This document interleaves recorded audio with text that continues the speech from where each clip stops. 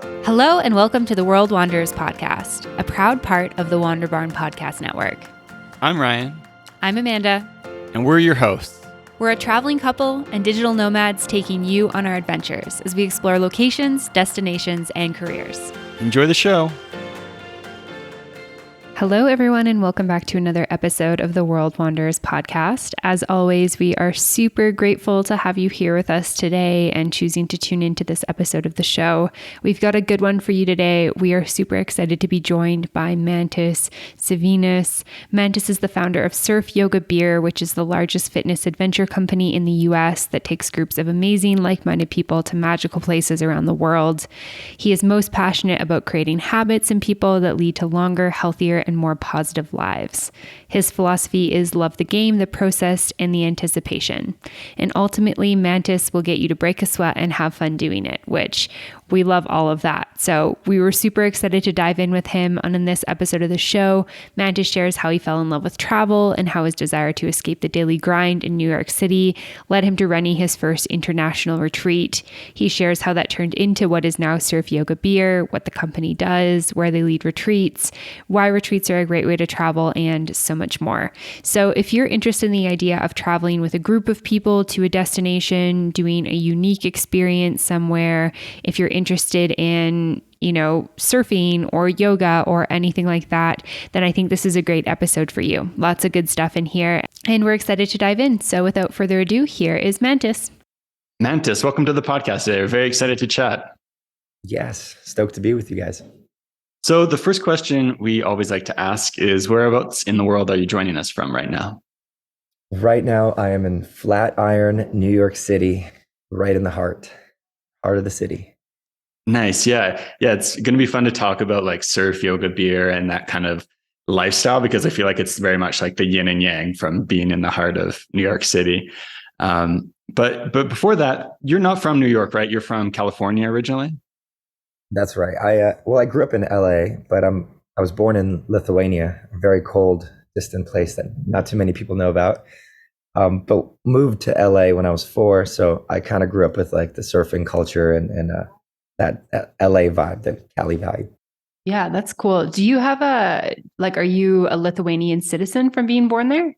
Yeah, so that question is, it's like the nationalism. When I was younger, so I am a citizen of Lithuania and I'm also a citizen of the US. But that question was like on my mind when I was like growing up as a teenager, especially like, where do you connect with the most? And like you had this nationalistic pride. But then as you get older and you start to learn about like what is like nationalism, like on a real sense. And, I guess you get older and wiser that like, it's not like home is like kind of where you want it to be. I do feel the connection to Lithuania, but then when I go there, I feel more connected to the US, but then sometimes in the US, I feel more Lithuanian. So it's like, it's this crazy thing that everyone who is born in or outside the US, an immigrant has, right? You deal with this conundrum of like, what exactly am I? So yeah, I connect with Lithuania a lot, but if you ask me right now, like I am more American, and I think like that's who I identify with the most. Yeah. Thanks for sharing that. That's something we told you before we hit record. We just had our first daughter in Mexico. And so she's a Mexican citizen and she's also a Canadian citizen through us.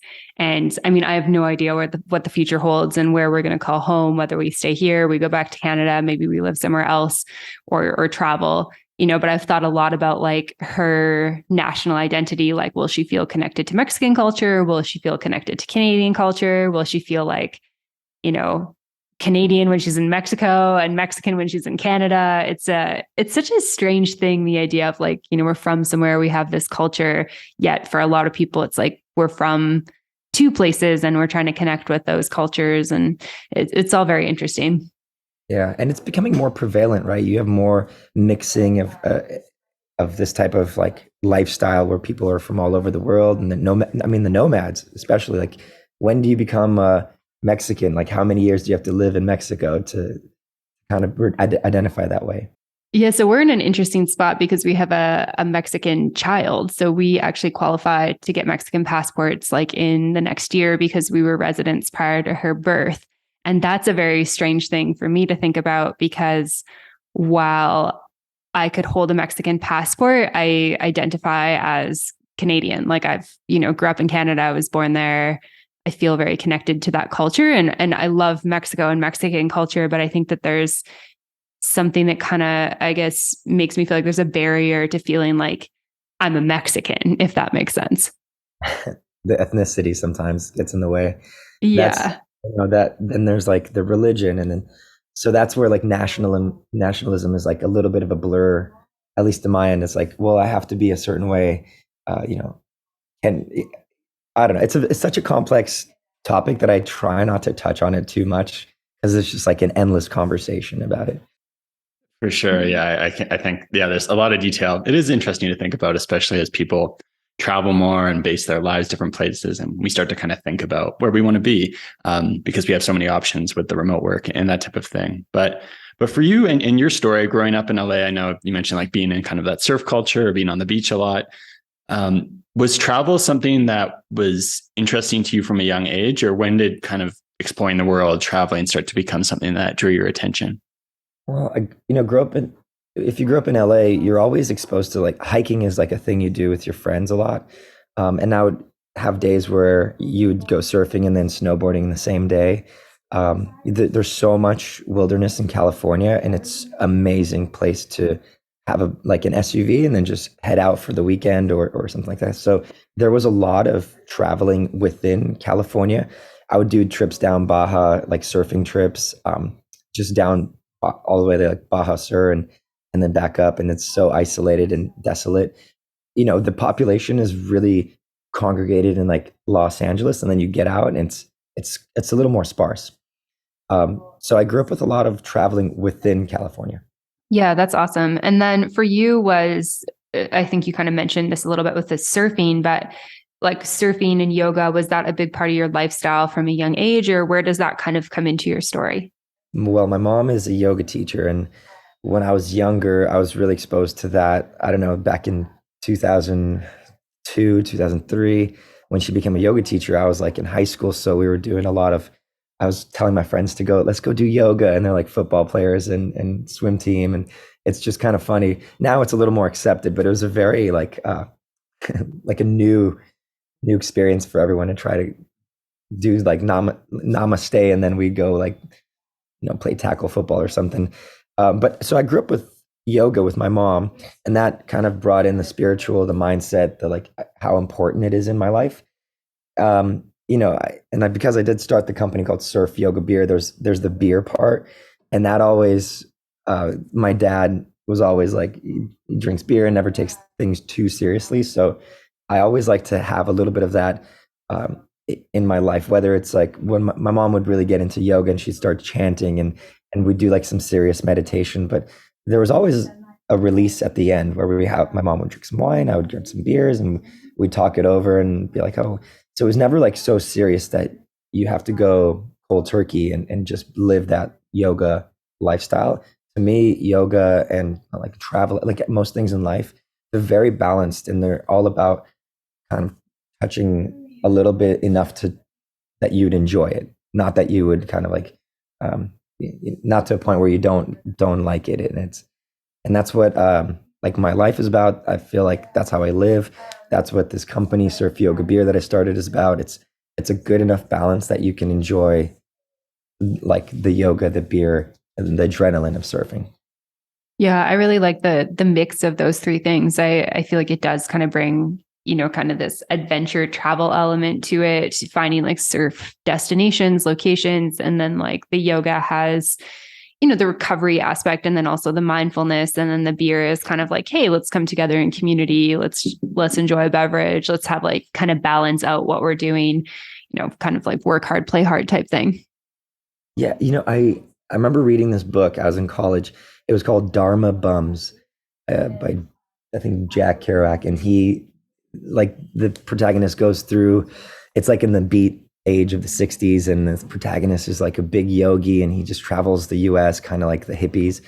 But they would practice yoga. They'd be total hippies, and then they would also do like some drugs, and they'd have like wine parties and orgies. And I was like, whoa, okay, so this is totally acceptable. Like, people, they did this. This is you don't have to be so strict. And the idea of yoga when I was growing up to my friends was like, oh, you have to chant, you have to do this and that. And my mom totally embodied that. But then also like we started introducing it in the way that we want to enjoy it. So we get both benefits. So sorry, I'm blanking on the question. No, yeah, no, that answers it. And then before we get to like the kind of inspiration to start the company, when you started your career, I know you were in the fitness space. Was that something you were like, hey, this is like something that you immediately knew you wanted to do? Did you try other things before kind of settling in and being like, hey, the fitness space is where I want to build a career? No, I think I fell into it. Like fitness was always, I did sports and swimming and surfing and lifeguarding. All that was always in my lifestyle. But I studied film at UCLA and then got connected and went to China to live for 6 months, working in film in Beijing. And it was 2010. It was the worst year for pollution in Beijing. You couldn't see the sun. So when I got back, like again, my mom is very influential in my life, and she was like, "You aged 10 years of your life in 6 months. Please get into a more healthy lifestyle." She wanted me to like pursue a little more yoga, and I started teaching yoga. And the place that I chose was like yoga and spin. And this is when like this company called Soul Cycle that I work at was really popping off, and they kind of recruited me. I made my way to New York for their training program and ended up staying in New York. It was my first time ever in New York, and it was there for training. And so I kind of got into fitness through yoga and into Soul Cycle. And Soul Cycle is like where my fitness is based. Like 99% of my fitness is Soul Cycle. So I've been teaching, at Soul Cycle for about 10 years now. And that was my first introduction to New York. And that also like led me to see how the hustle in New York is so different than any other place that I've been, in the sense that like you could work 20-hour days, 7 days a week, and no one would blink an eye. They would be like, yeah, that's normal. There's people doing that in finance. You could do that in the fitness industry as well. So I ended up working like, I think it was 100 days straight, a few classes a day. I got to the point where I was like, I got to get out. And it's so hard to get out of a city in New York. Like there are trains and stuff that take you out, but nobody owns a car. You don't really know where to go. So it's not as accessible as like LA, where you could just take off for the weekend. And there's no hikes in your backyard. There's like Central Park, but it's not like the forest or anything. So I created this like SurfYogaBeer retreat. We did our first one to literally like take a break, a pause.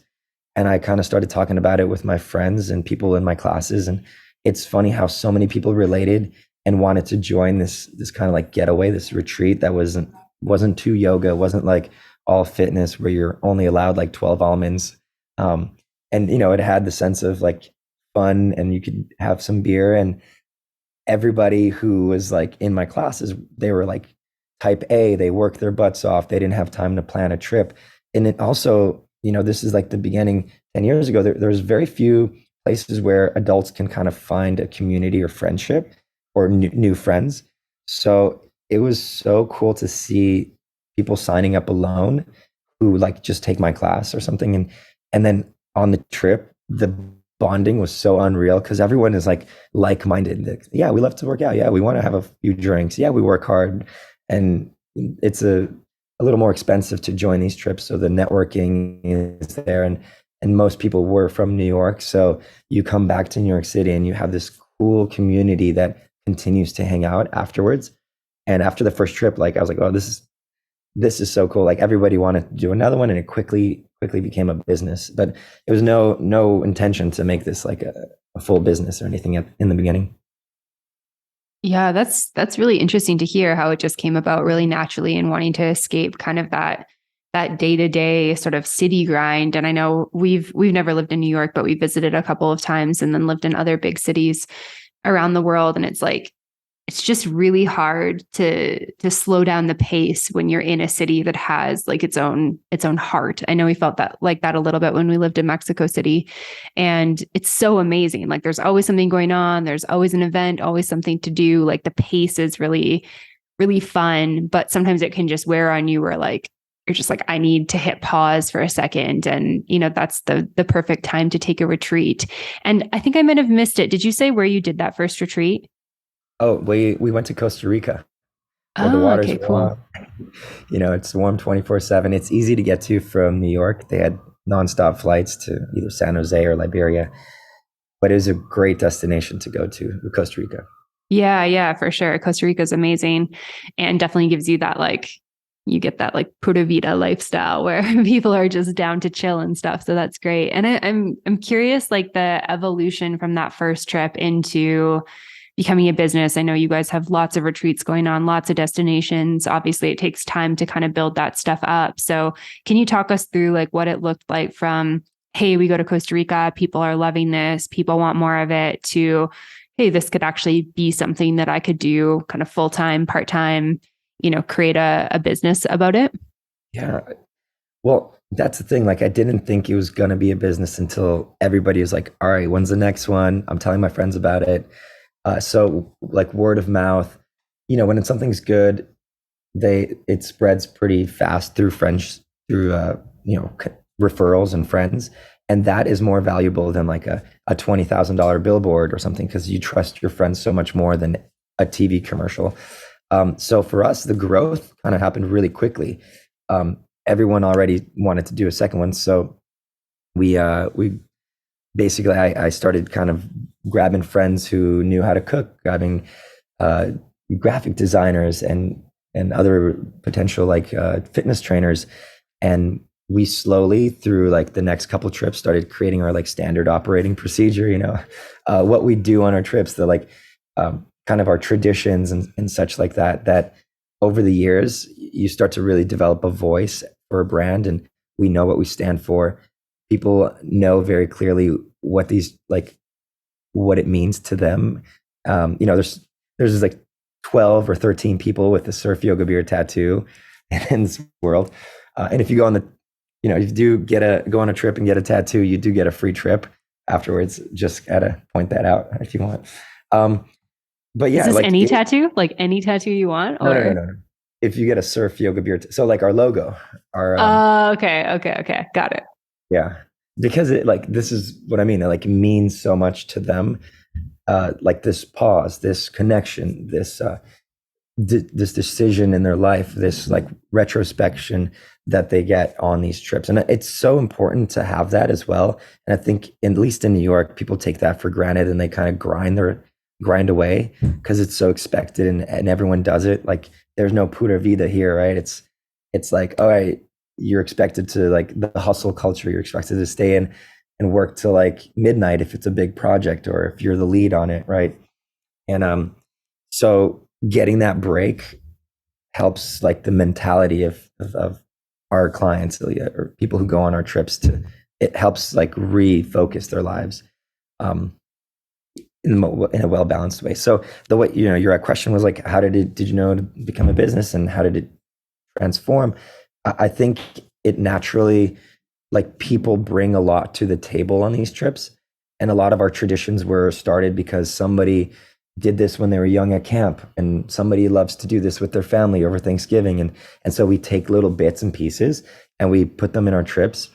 And then all of a sudden you have like the ultimate connections, the ultimate like workouts, the way that we, have these certain sessions at the very end that bring tears to everybody's eyes, no matter who you are.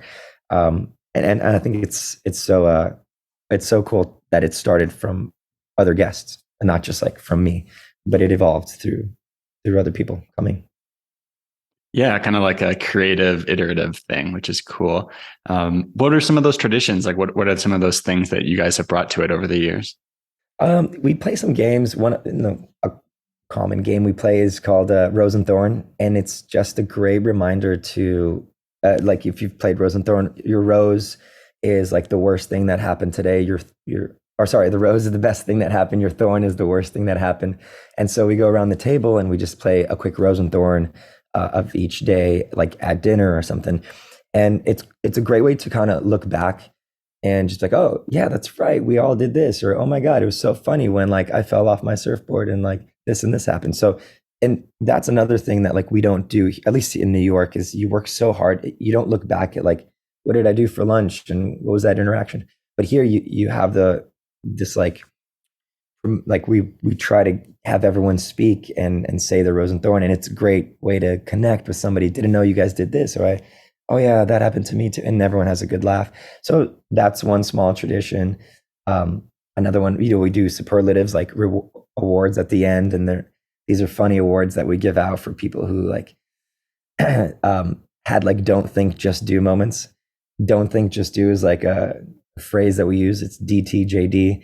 It's kind of like allowing yourself to follow your intuition, your gut, without having to overthink a decision, because sometimes when we overthink it inhibits our decision making and we end up not doing anything at all. So we try to have people just go for it. And so another one is like a caveman award. This is caveman or cavewoman. It's for people. We try to tell people like lean off of your dependency off of certain products. You don't always have to bring hairspray or a hair straightener or shampoo even. Like I know this is controversial, but I don't shampoo. And I know a lot of people that don't, but we try to say, hey, try not to use too much product, or see what it's like if you don't use deodorant for like 2 days. And then all of a sudden, like you kind of lean off of a product and you more like just wash up in the ocean, jump in the ocean. And so we try to help people to do that. That's like a small tradition. There's also like at the end, we do this thing called we walk like a line, and everybody whispers into this person. The person walks the line surround like a tube, like they're surrounded by one person on each side, and they walk down the line with their eyes closed, and people whisper into their ear how they impacted them. And it's a cool way for somebody to tell you without like being seen. It's sort of like using, using an online platform to tell somebody how you feel about them without them knowing who you are.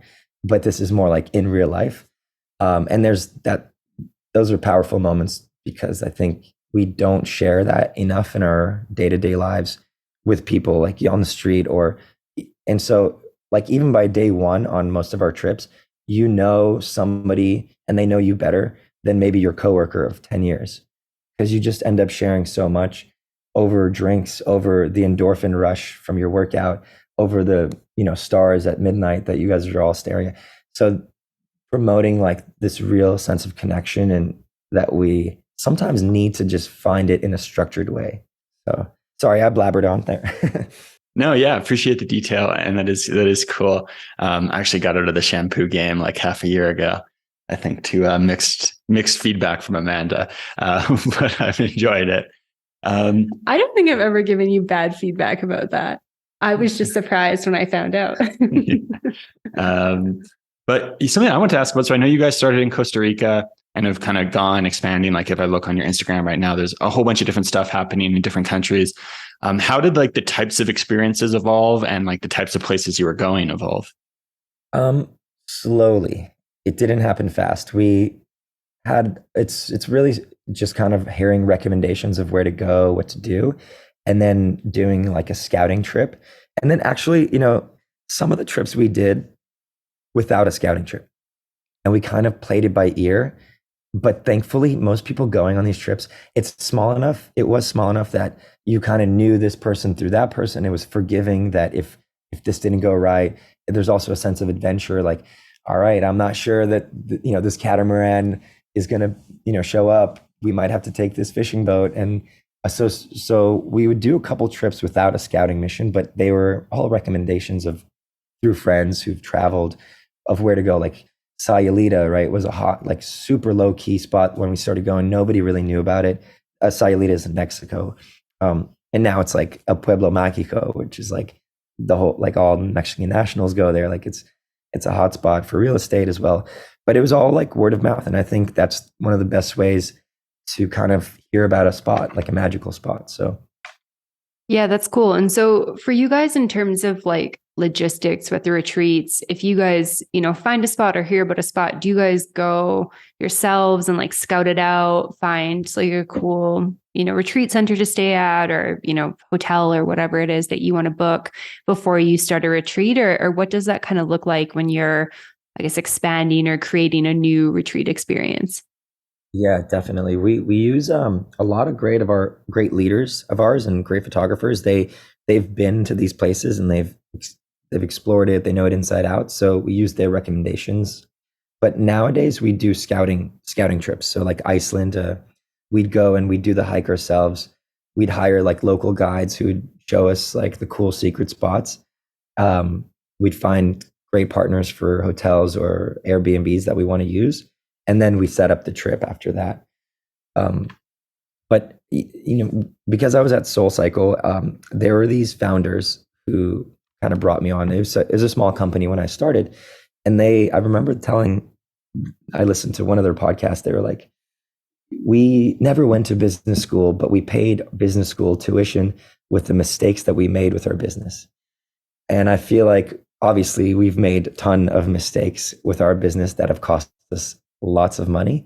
But I feel like that's sort of our tuition into learning the right way to do it. That's my business school tuition.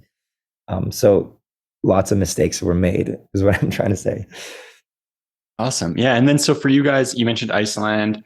What are kind of the things on your radar of like places you want to go in the future, places you're excited about? Oh my God. Yeah. We love to go to places that are harder to reach, harder to do on your own, because we're a group travel like company. We really want to emphasize like that traveling with us would be a much different experience than traveling solo on a trip to Iceland. So we do these big hikes and large trails in Iceland, for instance, that are that sort of dangerous, or you don't want to do them yourself, or you would have to hire somebody to take you one on one. It's hard to like read about it on a blog to know how to travel it. So we put these experiences together that really emphasize on traveling with a group will give you this type of experience. Like we do a trip to Ibiza, and we go to the club with like, I know this is completely different than most of our trips, but Ibiza is like a party workout trip. But we set up these huge parties that are like unreal. Like you can never do Ibiza by yourself and like be hooked up in a way where like everybody at this table, and we're setting up like a saxophonist and DJ on our boat um, through Croatia. That's a pirate ship boat, and everybody on the boat, and you could obviously go to Croatia and get on a pirate ship boat, but you'd never have like this type of experience where we go to these islands and then we all get off and we play these games. So the way we set up our trip is really trying to look for a way that can give you the person an experience that would be like very, very hard to find on their own. Yeah, I think that's really cool. I know for us, just traveling with our experience, we went to Running of the Bulls in Spain kind of early on in our travel journey just by ourselves. And it was one of those things where like, this is pretty cool to be here by yourself and you're like able to meet people, but the type of thing where being in a group would be so much, just add so much to the experience. And so a couple of years later, we did Carnival in Rio, and we're like, okay, we're going to go with a group of people. And it was a really cool experience to be able to be somewhere like that, doing something. So especially going somewhere like Iceland or going to Africa, that adds a lot to it. Oh yeah. And so yeah, you're in Carnival, and it's when you're with a couple of friends, it's so different than like having somebody that might know a location or place to go, or has kind of done the research or something like that. It just changes the total experience. So, and not everybody has like friends like that might know Carnival so well. So we're for the people who don't have too many connections like that, like you guys might. Yeah. And then when you're in a group of people, it's like you go from, hey, 2 people, how many people are you going to meet and how much stuff are they going to tell you about, to like, oh, there's 12 people. How many people you're going to find out about so many more interesting things. Maybe you've got kind of like a reckless friend who's like taking more risks and tells you about something cool, which I think is fun. One thing I want to ask, I know just briefly before we were jumping on, you were talking about starting to do a bit more like work and travel trips. Can you talk a little bit about that? Yeah. So we just about 2 years ago launched this concept called remote trip, or remote kind of long-term travel. There's another term called like slow travel. And this is a month-long trip where I know most of our trips are very much like go, go, go. And from 6 a.m. to like midnight, we always have something happening. So there's very few times where you're going to put your feet in sand and read a book and just kind of soak in where you are, which is just as important as like doing it all, seeing it all. So we slow things down with remote, and we kind of created this trip in the perfect destination. We use Nicaragua more than any other destination. There's a tiny beach there called Playa Maderas, and we've been using our partners for the villas for many years. So they've kind of started building for what we need, and they cater to us with whether it's a jungle gym or a yoga deck that like is super big for our bigger trips. This time we told them bring fast, extremely fast internet. And so they brought this really, really fast internet. They have a backup system. They got different routers for each villas, and they even put it on like yoga decks and like by the pools. And they set up like tables and special areas for us to have like meetings if we need meetings. So we essentially created with our partners this awesome location to do a remote trip where you get work done. And for me, like the way I love to work is hone in kind of like this thing called the Pomodoro method, where you give 20 minutes of undivided attention, and then you're kind of in the zone. There's a book called like Catching Fire, and it's all about like how do you get your mind in the zone, and you just need to be in the zone for 2 hours, maybe 3, and you can get just as much done as like somebody who's half in, half out, distracted. So what we do on these trips is we emphasize like deep work hours where everyone kind of like has their own schedule, but you get in these deep work hours, and then you get into a routine that will promote the best version of you, which always involves a meditation, involves fitness and kind of working out, whether it's a hike or we do the jungle gym workouts. Like we try to all say, okay, this is what we're going to 100 pull-ups a day. That's what we set our goal, and we keep that up. And then it also involves time to like watch the sunset, which I know it sounds like, oh, it's just the sunset, but in New York, we don't see sunsets. We don't see sunrises. Like there's tall buildings. You don't get that satisfaction, that like the natural, not like somewhere deep in my gut, I know the day is over. I can see the sun going down. I can soak in what I've done. Sometimes you just need to put your eyes, whether you love sun gazing or looking at that green dot that you get at the very end, or just cheersing somebody while the sun is going down with your feet in the sand and warm water, waves crashing. That's the most important thing, I think, to like being healthy mentally and physically is that little time out. So we built this not just in location, but also this like whole routine that we try to live by, and everybody participates. And I know there's a lot of remote programs out there that kind of just let you do your own thing, which is just as great. But we take on more of like a hands-on approach where let's have every other night is like a setup where it's either skill sharing. We all lined up, and we had this like crypto lawyer on our last trip. She would explain crypto. We had a financial advisor who helped everyone really understand what 401k is, because a lot of the people that coming were like, dude, I've always wanted to ask. So it's very like hands-on, but also hands-off. It's sort of like a cohort, a community, or a incubator for like entrepreneurs who know what that is. It's a way of promoting your health, your fitness, your mindset, but also your career and your ambition and goals. So that's how we do the remote trip. So it's a month long, and I envy you guys because you have permanent remote, sort of. So it's a cool place to kind of not be attached so much to the things. This book, Fight Club, when I was young, it influenced me so much. And I still remember like half the book's quotes, but one of the quotes, Chuck Palahniuk, the writer of Fight Club, says, "The things you own end up owning you." And I like ever since then, I think my generation, millennials, kind of love to not own too much. And at least I love to not own too much and not be attached to too many things. And yeah. Yeah, I think it's one of the coolest things about more and more people being able to work remotely is being able to do experiences like that, or decide where you want to be, or be one place for 3 months and another for 6 months and that type of thing. I think for us, that was like when we first heard about people working remotely, we were like, oh, that sounds so much better than what we're currently doing. And you're like, oh, I can work from home. Sweet. I'm moving to Mexico, which I think is just a really cool, really transformative thing that we're only just starting to see the effects of. Mantas, one thing I wanted to ask you about just before we're running out of time was about that trip to China. It was something I like bookmarked. I was like, I need to ask about that.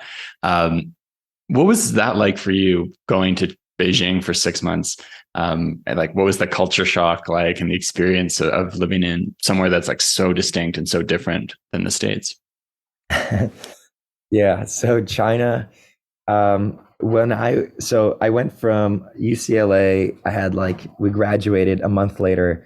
My friends were like, let's go, they had their businesses there. So I just kind of went cold turkey. I didn't know too much. I ended up, you'll see this common theme in my life where I just kind of go and do it. Like I went to New York without ever being to New York. I went to China without really knowing what I was getting into. And I was really shocked with, it's like now in retrospect, I can see it's like got the hustle of New York, but there's this term in China that really stayed with me. It's called, you say chabudo, and chabudo means good enough. And so when I was in China, the good enough was like said every other person, oh, good enough, good enough. So you create these products, or you buy these tools, and every other person's like, oh, it's good enough, chabudo. And it's like, well, the lights that I just bought, they're melting. The honey grid that I put in the lights, the 1K lights, they start to melt. The product doesn't work. And so you had a painter come over, and he was painting our studio, and he's just dripping paint everywhere, and he's like, it's good enough. And so my experience, my culture shock was like, the product quality is kind of like, as long as you can get away with it and get the money real quick, it's fine, it's good enough. Not, the pollution was the next thing. You go to these clubs, everyone's smoking and everyone's drinking, and a lot of times you're drinking like fake alcohol. But I'm a kid. I was like 23 or something. I didn't care too much about it. So what happens? And Beijing is up there, so in the wintertime it gets cold, and you're indoors all the time. You can't see the sun. 2010, you couldn't see the sun. It was so polluted. I was trying to film some stuff, but I remember looking at videos back. I was like, I can't believe like this is an actual place where people could live, where you cannot see the sun because it's so polluted. There was a building that I was on like the 27th floor, and the wind was blowing so hard this day. And all of a sudden I see this building in front of us, and I was like, I never knew this building was there because the pollution was so bad. So it was a shock environmentally, especially from California, where you can go hike and do all the like healthy stuff. And you didn't have any yoga. There's no such thing back then as like organic coffee shops or anything. Or if there were, it's very, very expensive. So I disliked China, and I disliked the way that like most people were like, oh, it's good enough, or didn't care about their lives, so like their health as much. They would they'd rather focus on the business than their health. And I didn't think it was a healthy place to live. And when I got the chance to leave, I took that really quickly. Yeah, for sure. That's that amount of pollution, like not even knowing that there's a building next to the building you're in, is just another level. And I think, we're from Western Canada, and I think we're really lucky too that we are from a place with beautiful air quality and beautiful water and lakes and a lot of nature. And it's like you go somewhere that doesn't have that, and you kind of realize like how much you can take that for granted when you don't think about the fact that that's not everyone's every day. And that would certainly be a difficult lifestyle over time. And like you mentioned, I think early on, it does age you. Like air pollution is terrible for your body. It's really not very good over time. But that's also part of like the wisdom of like life. You do need to have an experience in a place like that to enjoy and appreciate where you are. And I recommend going to these places that most people don't like, just one time to check it out so that you can appreciate your home. Yeah, 100%. I think both of us would definitely agree with that. I think that some of the best personal development and learning moments happen in those moments where you're uncomfortable or you're stepping outside of your comfort zone. And that can be everything from eating a food that is really foreign and maybe you're not that excited about trying, and then you realize you love it, to being somewhere where people don't speak the same language or practice the same religion, to being in a city where it's like all that stuff is different. And then on top of that, maybe the environment is very different from where you're from. So yeah, I think travel has been one of the best things for me to appreciate, where I'm from, my home, and my family, all that type of stuff, and to discover how other people live. So definitely love that. And it's been really great talking with you today, Mantas. One thing I'm curious about before we wrap up is, what you guys have on the agenda in terms of retreats coming up in, the next couple months in 2023, and where people can go to find all that information. Absolutely. We just did our launch recently, and we have about 13 or 14 destinations that we're going to in 2023. There's too many to name, but some of my favorites are the Philippines, and I mentioned Nicaragua, Italy, Greece, and Kenya. But you could find all of this on SurfYogaBeer.com or our social media, and dive deep into social media. You'll see every single thing, and you'll know exactly how each trip goes down. But yeah, that's would love to have anybody who's interested in just stepping out of the normal come on our trips for everybody. Awesome. We'll make sure there's links to all of that in the show notes so people can go check it out. And yeah, excited to follow along with you guys' journey and see all the adventures you're taking, and really appreciate your time today. Thanks, Mantas. Yeah. Thank you, guys. Thanks for listening to this episode. If you want more, make sure to check out the World Wanderers Insider, available on Patreon at patreon.com/theworldwanderers. For show notes, head over to theworldwanderers.com.